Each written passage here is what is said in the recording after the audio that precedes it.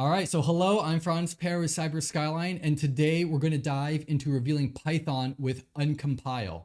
I'm going to show you how you can take a compiled Python file, a PYC file, and turn it back into source code so that you can analyze it for vulnerabilities. So let's start with a quick overview of what is Uncompyle. Very straightforward. Uncompyle is a Python decompiler. So for those of you who did not know, it's actually possible to compile a Python script, even though Python is a scripting language, meaning that it can be run directly from the source code. There is a way to compile a Python binary, which basically just takes your text, your plain text source code, and makes it into machine code so that it can run a little bit more efficiently. Now you can use Uncompyle to go backwards, go back the other way. So you could reobtain the source code from a compiled PYC file. Now, the reason why you'd want to do this, of course, is because the PYC files are they're the bytecode there, so they're not human readable. And using this Uncompyle program will let you go from the left here, where we've got this gibberish binary. Maybe I should move my my body over here. All right, we've got this machine code over the bytecode on the left side, and then on the right side over here, this is where we've got our source code. That's a lot nicer to read, so we want to get that source code. Now, to get Uncompyle on your machine, it's really simple. If you've got a Unix or Linux-based operating system, you should have Python pre-installed. You should likely have pip installed already. If you do not, you can go and Google how to install pip very quickly. But pip is the most popular Python package manager, and Uncompyle is already within the pip repository. So you can use the single one-liner here to install Uncompyle. You're going to want Uncompyle 6 because that is the latest version of Uncompyle. So after you do that, you'll have Uncompyle installed on your machine, and this is how you'll use it. So at the very bottom here, I've got Uncompyle 6, and then you literally just pass in the file name, and that will just spit out the source code. It's really simple. So you can see in my example, I typed in Uncompyle 6. I've got my PYC file over there, and the response that I get back is this is a source code from the file. And you can actually see that Uncompyle will give us additional information, some extra metadata about the file, like what time it was compiled, as well as what version of Python it was using. So there's a lot of information that you get from Uncompyle, really quick and simple. Highly recommend this as a tool if you're going to be reverse engineering Python. Now, a quick heads up when you are using Uncompyle and when you are reverse engineering with Python in general, you need to make sure, absolutely need to make sure that you are using the correct version of Python, because if you are not, you're going to likely get some errors. So this applies to whether you're running the PYC file or the PY file. So the compiled version or the source code, both of them, you need to make sure you're using the right version of Python. Now, depending on your operating system, when you type in Python, that might default to a different version of Python. So I believe the latest versions of Linux and Unix systems, they're going to have their Python command mapped to Python 3. Some of the older ones might have it mapped to Python 2. So if you just generically type in Python and the name of the program, it might not be compatible. So you can be explicit. You can specifically say Python 2 or Python 3 when you run the program. The demo I'm going to show you today, we're going to be using a file that has been compiled and running Python 2. And so on this left side here, where I try to run Python 3 with the Python file, you can see I get this syntax error.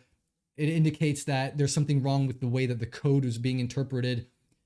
That is an issue where I'm using the wrong version of Python. On the right side here, I'm explicitly running Python 2 and running the program that way. I don't get a syntax error. It says incorrect, but that's just because I have the incorrect answer. The program, though, is actually running correctly. So keep this in mind. Make sure you're using the right version of Python, or you're going to see these syntax errors and maybe some additional funky stuff. I can't guarantee you that the same code, one set of code will work the same in Python 2 and Python 3. So if you have issues with one, try the other, and you can also verify on your PYC file what version of Python it was compiled for. All right, so let's go through a demo and break some Python. If you are watching us live, now is a great chance to ask any questions that you might have, and I'll circle back to them later in the episode. So I'm over here in my Kali VM, and I've already installed Python and pip Python and Uncompyle. I've got everything installed here, and I'm actually going to go another step further and also zoom in for you all here, make this a little bit easier to see. Let's see if I can get my terminal size.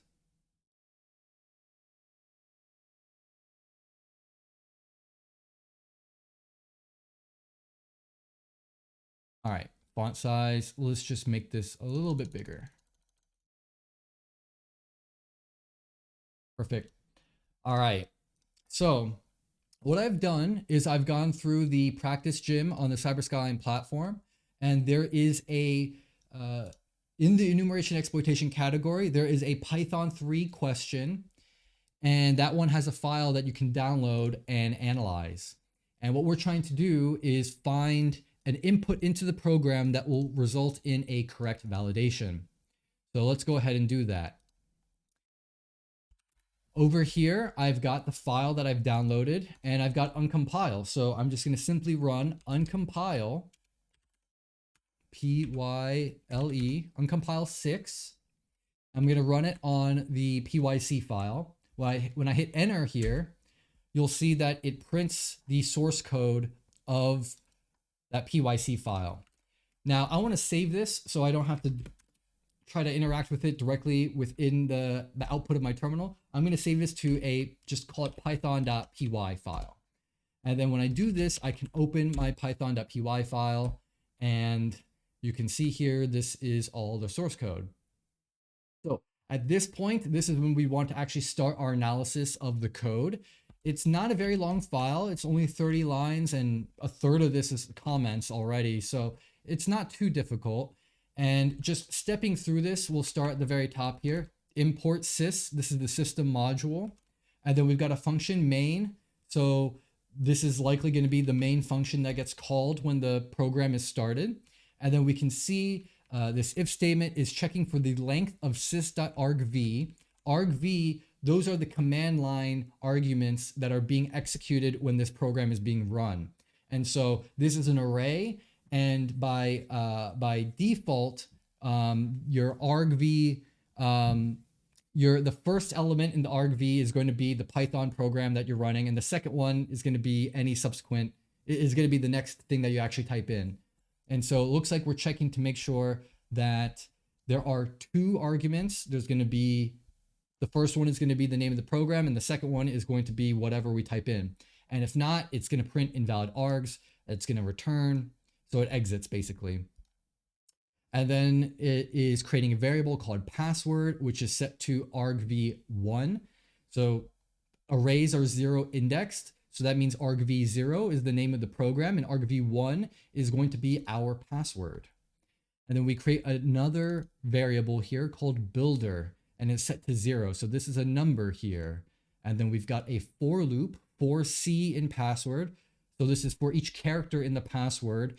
We are going to add to our builder the ord of C. So this is the ordinal. And if you are not familiar with this, just give it a quick Google search, Python ord. This is an integer representing the Unicode character.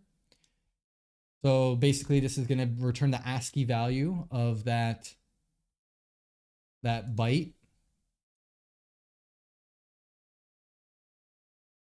So then our builder is basically going to be the sum of all of the character codes within our password. And then after that, it looks like we're doing a byte shift. We're shifting left 2, and then we're executing, I don't know what this tilde command is. and then this is an XOR over here, and then we've got another tilde. I can definitely go online and just confirm what these different operations are, but what we could do is just play with the Python command line and see ourselves what the result is. And then we've got this final if statement here. If builder equals this specific number and the ord of password 0 is 78 and the length is 11, then print correct. Else print incorrect. So let's actually try to run this. We know that this is going to take two arguments. The first one is going to be the name of the program, and the second one is going to be the password that we want to validate. Now I'm going to show you why it's important to have the right version of Python. I know that this program says python3.pyc. That's just a file name. It doesn't mean it's actually Python 3. This just happened to be the third Python related question we had in the practice, which is why it's called Python 3, but that doesn't mean it's a Python 3 file. If I try to run it with Python 3, it's going to give me an error. And then if I try to run the source code, the python.py file, that's where we get the syntax error over here.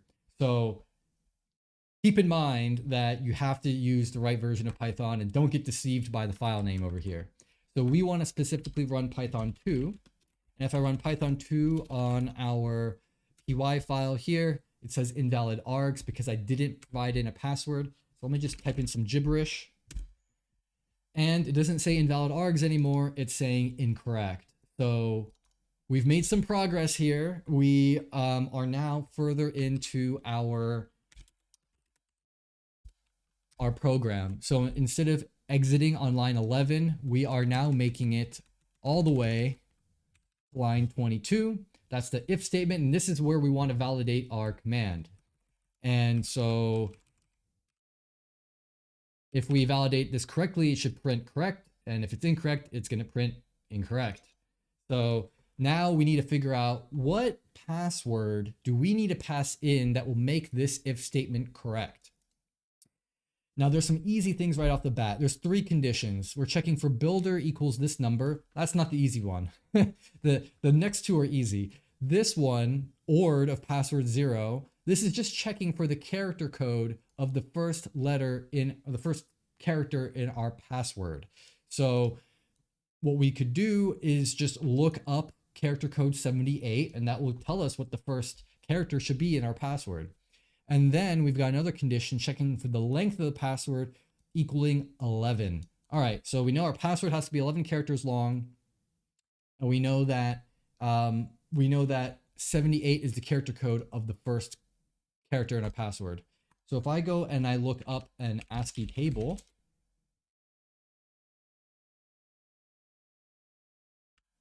I'll zoom in a little bit here. So we are looking for character code 78. So character code 78, this looks like an N, uppercase N. All right, uppercase N, that's what we want. That's the first character.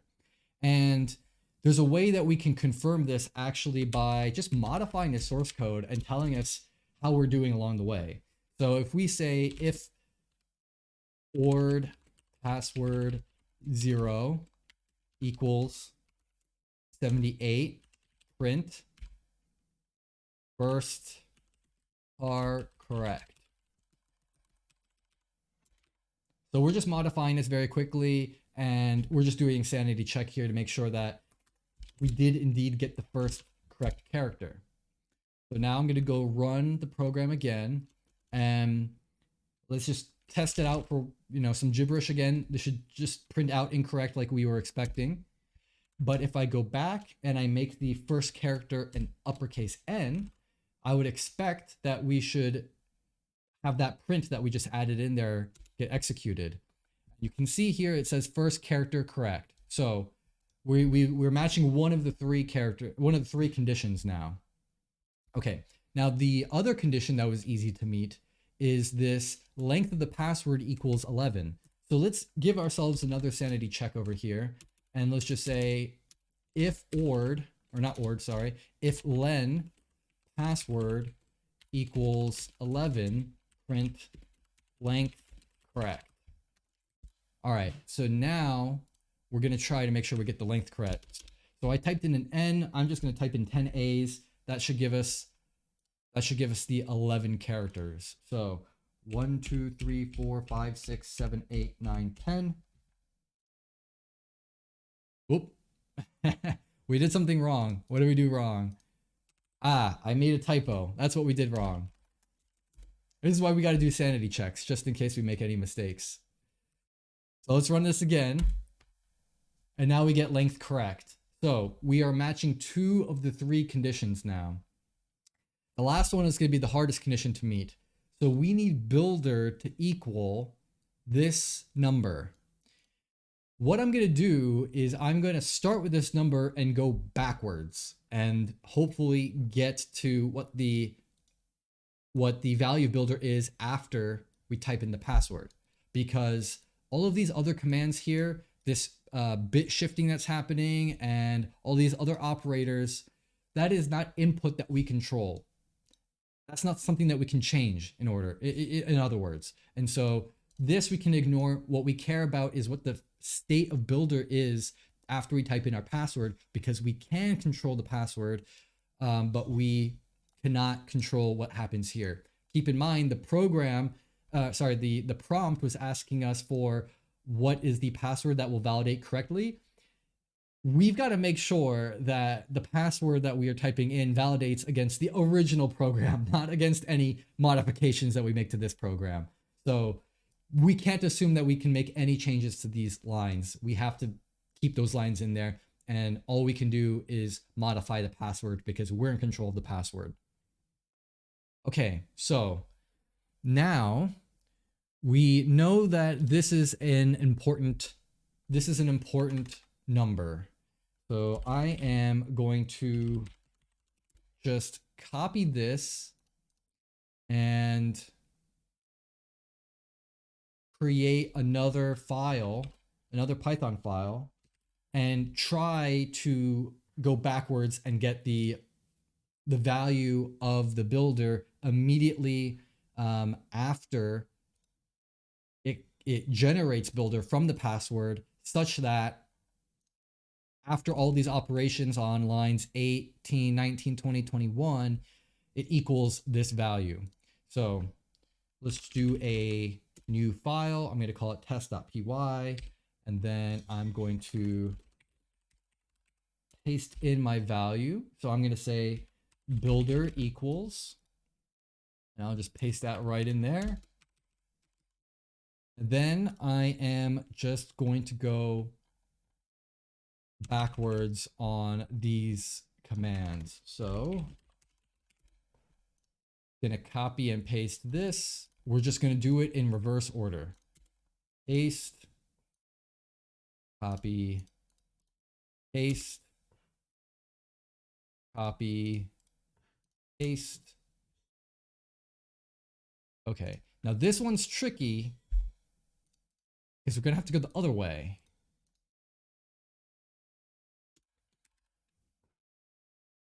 I think. I'm doing this live, so we have to see how this is going to work for us. The bit shifting destroys data. So let's just give this a shot and see what we get when we do this. So if I run Python on our test, this is the number that we get. Now, the question becomes, how do we have 11 characters that sum up and equal that value? Now, the way that I would approach this is I would just take the first character that we know we need, that is this 78, and just subtract it from this number.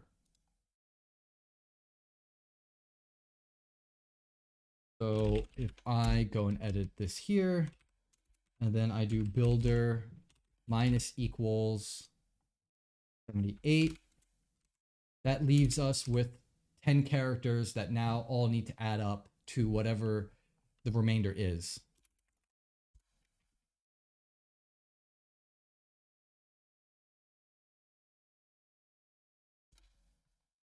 All right, so we're getting closer here. Now, I'm gonna just double check some notes here because I'm a little bit worried about that bit shifting, because bit shifting does destroy data, so you might not be able to go the other way as easily. You need to be able to verify that that is all, that the data is being preserved.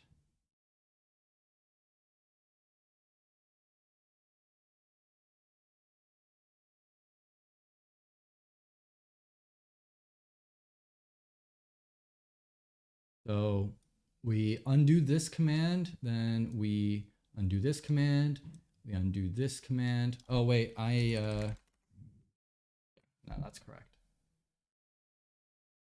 I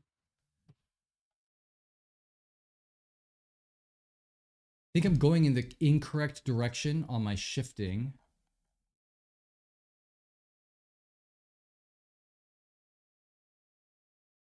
Okay, yeah. So the shifting in the original code is shift left. We actually need to reverse that. We need to shift right. All right, let's shift right. All right, we're getting a much different value now. So we're getting a value of 620. All right, this makes a little bit more sense to me now. So we have 620. This is the value that our characters of the password have to add up to, with the exception of the first character. So we have 10 characters remaining, which means that if we just divide this by 10, that's 62. So if I just go to my ASCII table here and I look for 62, I can see that this is the greater than sign. So if I have as my password the uppercase N, which maps to this 78 value, and then the 10 characters that I have afterwards are all the greater than sign, what that should do is it should add up to the correct value, so that after we execute all of these commands over here, the final value of builder will be this number over here. So let's go and give that a shot. So I'm just going to run the program, python.py, uppercase N, and then 10 greater than signs.